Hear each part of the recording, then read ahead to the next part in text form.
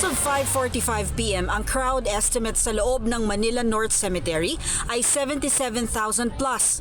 Ayon sa mga otoridad, mas kaunti pa rin ito kumpara sa karaniwang dami ng tao na dumadating tuwing bisperas ng All Saints Day.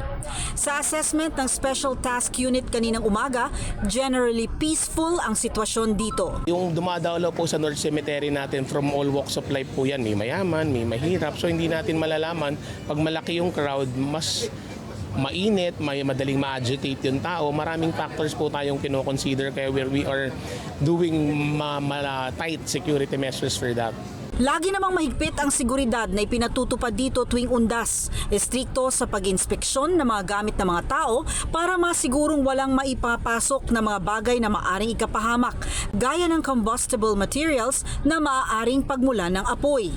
May iilan lang na nakumpiskang alkohol, pabango, cologne at lighter. Bawal din ang mga alagang hayop at maliliit na bata sa loob ng sementeryo.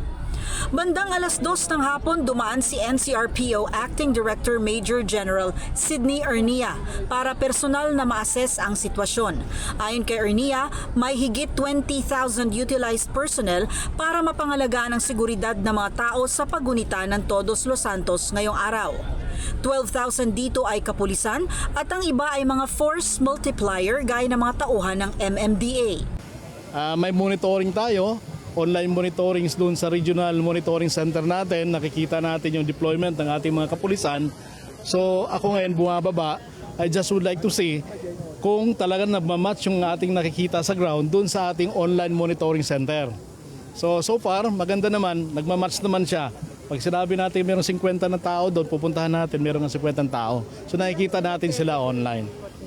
Paalala lang din ni Major General Ernia sa publiko na siguraduhin na nakakandado ng maayos ang mga bahay bago umalis papuntang sementeryo para hindi masalisihan ng mga masasamang loob.